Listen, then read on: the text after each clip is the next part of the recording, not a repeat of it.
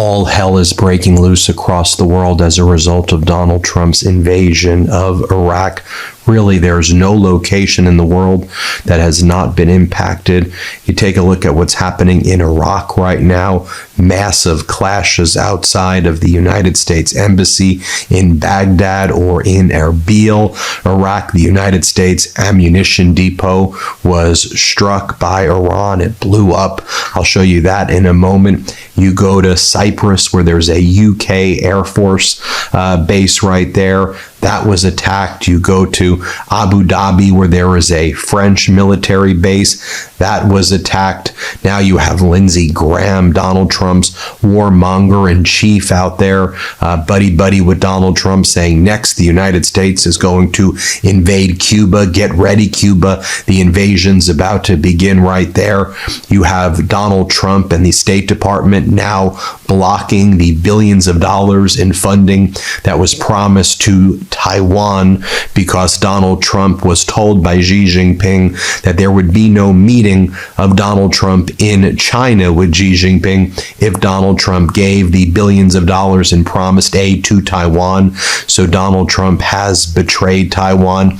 You look at what's happening in Karachi, in Pakistan, where pro-Ayatollah protesters attacked the U.S. Embassy in Karachi. Actually, what went down is you had American Marine security forces guarding that embassy open fire on the people in Karachi who were protesting, killing dozens of people there. You have this conflagration across the world happening. And I know we're focusing a lot on what's happening in Iran and what's going on with the United States and Israel, but I mean, just look a little bit toward the east. You have Afghanistan at war with Pakistan. Pakistan declared war on Afghanistan, saying it's a colony of India. So there's a proxy war between Pakistan and India taking place right there. Let me just go through kind of data point by data point with you, show you what's going on throughout the world. So the first thing I want to do is show you what's going on in Baghdad right now, or what's going on in Iraq, where there are heavy clashes between Iraqi security forces and pro-Iran protesters right outside the green zone there. Let's play this clip right here.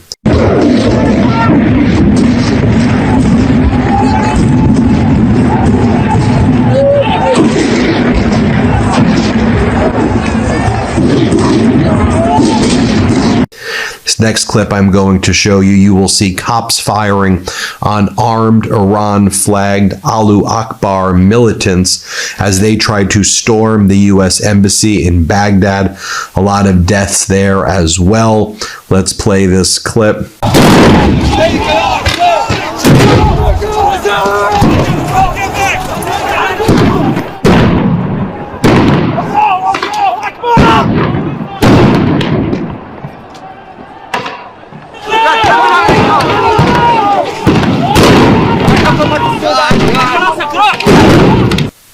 Here's footage from earlier, as well as Tammuz Intel posts, showing that the gunfire, or showing what the gunfire looked like between the pro-Iran protesters and Iraqi security forces. You can see it right there.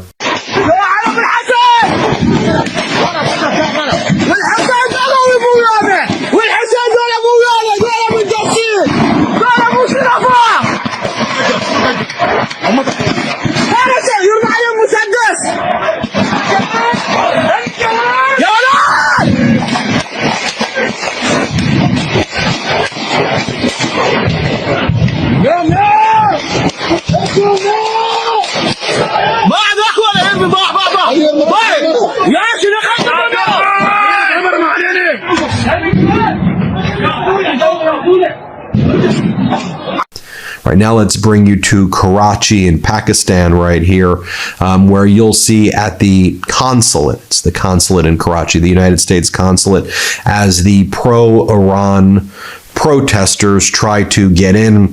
The United States Marine Security Guard detachment, the Marines open fire, killing dozens of people there. Let's show you what went down.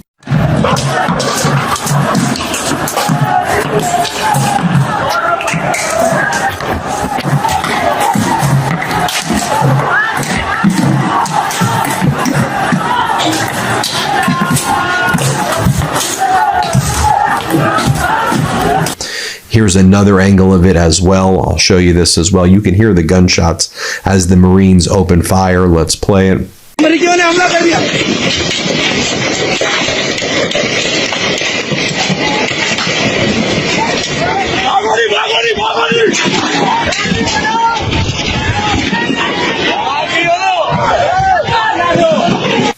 Now you can see over here what it looked like in Beirut. Massive Israeli strikes right there. Beirut within Lebanon, because Hezbollah is now joining Iran in the war. Also, the Houthis in Yemen are joining the war. And with Iran and with Hezbollah and with the Houthis, they are working to try to shut down the Strait of Hormuz in order to squeeze the oil supply, liquefied natural gas and crude. 20 to 25% of the liquefied natural gas and crude coming from has to pass through the Strait of Hormuz. They're trying to stop that. Most shipping companies are not engaging in the risk of trying to pass through the Strait of Hormuz. You can see over here, as OSINT Defender says, panic is spreading across southern Lebanon as residents, many who have only returned to their towns and villages within the last year, once again are fleeing from their homes due to evacuation orders issued by Israel due to the potential of a looming full-scale renewed conflict with Hezbollah, which we've seen. And you can see in this next video, Israel launching strikes on multiple Hezbollah targets across Lebanon, including in the capital of Beirut, hitting some of the high-rise buildings there. And those buildings came crashing down last night as well. We'll take you to Athens, Greece, where there were thousands who joined an anti-war protest outside of the U.S. Embassy in Athens. These protests were peaceful, but let me show you what went down. Play this clip.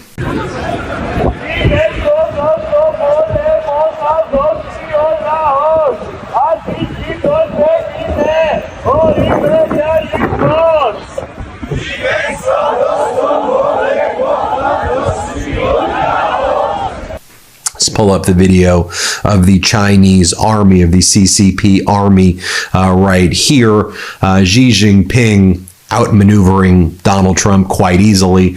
Donald Trump is so thirsty, so desperate for a meeting with Xi Jinping in China, which Xi Jinping's already given to a lot of other foreign leaders, that Xi Jinping said as a precondition to Donald Trump, quote, the U.S. must handle arms sales to Taiwan with extreme caution, that this is the most important issue in China-U.S. relations, and China will never allow Taiwan to be separated from China. And Xi Jinping told Donald Trump, if you want to meet me in April and you want to have a state visit here, you're going to have to not give Taiwan the $13 billion you promised them. And on the MeidasTouch network, we previously predicted there was zero chance that Donald Trump was going to give Taiwan the $13 billion. By the way, it was an easy prediction because last year when Xi Jinping called Donald Trump and said, hey, do not let the president of Taiwan fly over U.S. airspace en route to South America or Central America, Donald Trump refused to even let the president of Taiwan fly over the United States. So I'm like, that was a test by Xi Jinping to Donald Trump of, can I boss you around? And if Donald Trump was not going to let the president of Taiwan fly over U.S. airspace, he's not going to give him $13 billion in aid. So for all of the Republicans who are like, yeah, but Donald Trump's strong on China, he's giving Taiwan billions of dollars in aid. No, he's not. Donald Trump, and I've said this before, has agreed with Putin and with Xi that they are going to split the world up into three. That was the plan. U.S., Western Hemisphere, Russia gets Europe, China gets Asia, and then the Middle East and Africa just get carved up, and then imperialist wars happen over there, and then it's a free-for-all. That was basically the agreement that was made. Rubio has referred to this as the New World Order, a multipolar world order where the United States is not the leader of the free world. That's what we're seeing. New York Times reported yesterday that the Trump administration, they've confirmed what we predicted. The Trump administration has delayed arms sales to Taiwan, valued at $13 billion that had been approved by lawmakers. U.S. officials say Trump wants to ensure a smooth summit in April with Xi.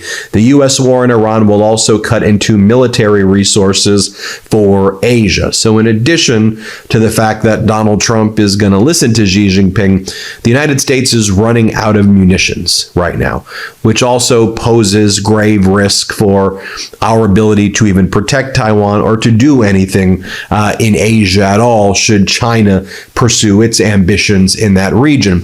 We are running out of our stockpile of munitions right now. One of the things that Donald Trump's top generals and admirals warned is that if we went to war with Iran the way Donald Trump wanted, we can, which he did, we can expend all of our resources very quickly, whether it's using our air defense systems, whether it's using our ballistic missiles. The Gerald Ford has been on a mission now for a very long period of time. It's going to be probably, when all said and done, approaching 300 days, maybe even as long as a year. Morale is low there. Are you looking for something simple and delicious to add to your wellness routine, especially during the winter months when everyone's trying to stay healthy? I definitely find myself reaching for Monocora more this time of year. Colder weather, more time indoors, travel, and just wanting something supportive and natural in my daily routine, it all adds up. Monocora honey is rich, creamy, and the most delicious honey you have ever had, and that's not an exaggeration. The texture is unbelievably smooth, and the flavor has this deep, complex richness that regular honey just does not come close to. Once I switched, I never went back to regular honey or other sweeteners, especially in winter. Monocora is ethically produced by their master beekeepers in the remote forests of New Zealand. Their bees gather nectar from the Manuka tea tree, which is packed with powerful bioactives. That's what gives this honey 3 times more antioxidants and prebiotics than regular honey, helping support your cells and your gut, where most of your immune system actually lives. And in winter, when you're dealing with colder weather, busy schedules, travel, and everything going around, those nutrients are especially helpful. Manuka honey also naturally contains MGO, a rare antibacterial compound that sets it apart from all other honeys. One of my favorite ways to have Monocora is straight off the spoon first thing in the morning. You let that creamy texture melt in your mouth and coat your throat. It's honestly become a ritual I look forward to. You could also add it to tea, yogurt, oatmeal, or smoothies if that's more your thing. And I'll also share my secret recipe quickly. Hot water, Monocora honey, lemon. That's it. Trust me. Start your day with that. You are good to go. It's a game changer, and all you need is 1 heaped teaspoon each morning to get the most out of the amazing bioactives in Manuka. And using it throughout the day is totally fine too. It's a great way to cut out other sweeteners. Now it's easier than ever to try Monocora honey. Head to monocora.com/Meidas to save up to 31% plus $25 worth of free gifts with the starter kit, which comes with an MGO 850 plus Manuka honey jar, 5 honey travel sticks, a wooden spoon, and a guidebook. That's monocora.com/Meidas to save 31% plus $25 worth of free gifts. monocora.com/Meidas. One telling sign as well of America's fractured relationship with allies too.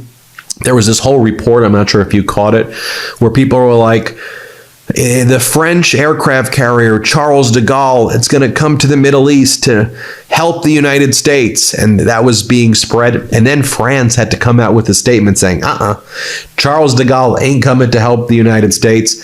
And France and other European countries, they used language that was very weak in terms of saying their support. They're like, we'll help the United States defensively, and obviously if Iran goes after our bases, we're going to have to respond in turn. It was really a message that they wanted to send Iran. And I think what happened behind the scenes was that the French diplomats spoke with the Iranian diplomats. They got a deal that no more attacks on France.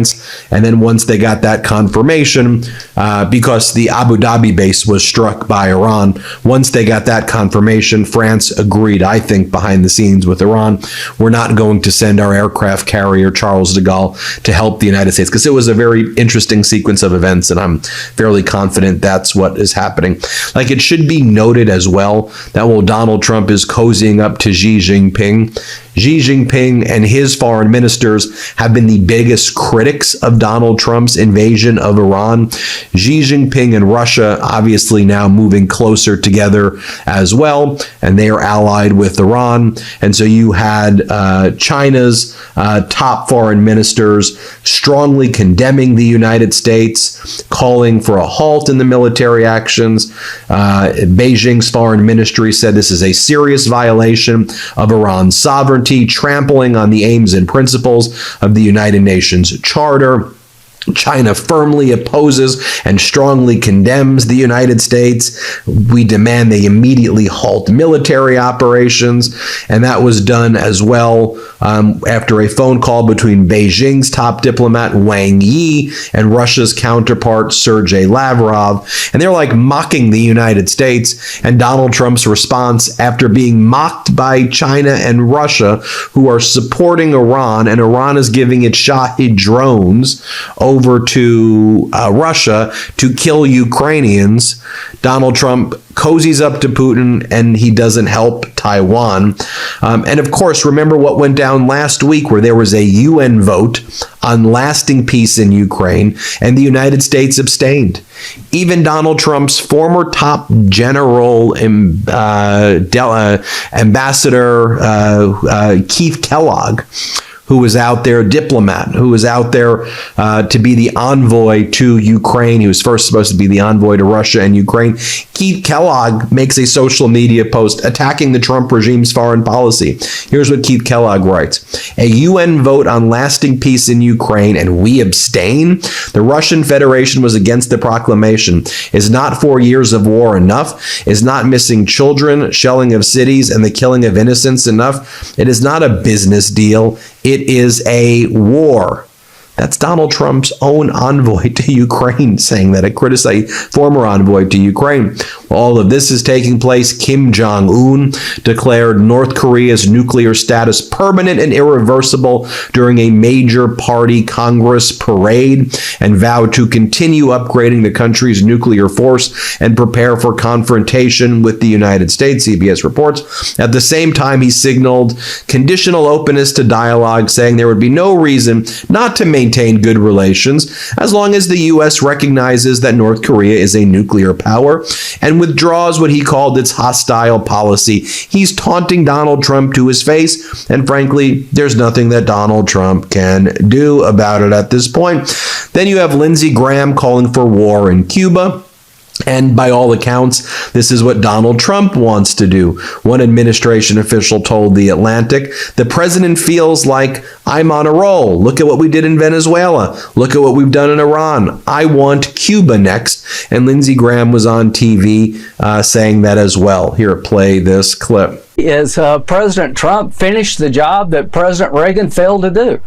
I am a big admirer of Ronald Reagan, but I'm here to tell you that Donald Trump, in my opinion, is the gold standard for Republicans, maybe any president, when it comes to foreign policy. Maduro, everybody talked about him. Well, Donald Trump's got him in jail. Cuba's next. They're going to fall. This communist dictatorship in Cuba, their days are numbered. The Iranian regime, the mothership of international terrorism, is about to collapse. The captain of the ship, the Ayatollah, is stone cold dead. And then finally, I'll show you this video right here as clashes erupted between Shiite protesters and Bahraini security forces after pro-Iranian protests surfaced there. Let's play this clip as well.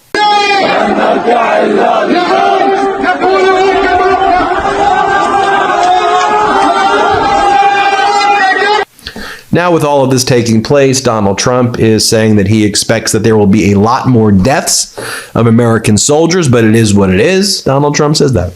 Is what it is, Donald Trump says, when it comes to, American soldiers dying. That's what happens in wars. People die, Donald Trump says. Expect a lot more deaths. Donald Trump said that one of the reasons he went after the Ayatollah is he said, the Ayatollah tried to kill me, so I got him first, Donald Trump says. And then he also said that, he thinks that it'll just be just like Venezuela. He's just trying to use the Venezuela template on Iran, and that he's going to just try to put somebody in place in Iran who is still part of the Islamic Republic, but is a little bit nicer to Donald. That's what Trump's hoping to achieve after all of this, is to, after lives and treasury lost, to prop up somebody else from the Islamic Republic, is what Trump said. So someone still from the regime, another Ayatollah, is what he's telling the media as well. So we covered a lot there, giving you the geopolitical. I'll give you the quick update on Ukraine. I should always talk about Ukraine on these videos. You know, I dedicate full videos to Ukraine, though, to Ukraine as well. So Zelensky's been making some incredible moves. I think as he sees that Donald Trump is, you know, now focused on Iran, and Donald Trump's dealing with his stuff. Zelensky struck with inside Russia, and it was a very powerful strike over at the Novorossiysk port and oil terminal in Russia, and that was a big move. You know, that was kind of unprecedented in the war so far. And so I think Zelensky's just showing strength. He's going to go after Russia to protect Ukraine, while Donald Trump is, you know, distracted on this. And of course, Donald Trump showing his colors anyway, which is, look what he's doing with Taiwan. And of course, Donald Trump's already shut down weapons to Ukraine. So Ukraine's like, all right, it's on. We're going to defend ourselves. But I don't know how we look at this and not reflect that, like, the war, we don't have to call this World War III. We don't have to say that, but the world everywhere is at a war, is in a war right now. Like, we all agree that almost everywhere in the world there is war. Now, whether you call that a world war or not, I'm just letting you know. I gave you all these data points. Like, a lot of the world is in a war right now, one way or another. Let me know what you think. Hit subscribe. Let's get to 7 million subscribers. Thanks so much for watching. Want to stay plugged in? Become a subscriber.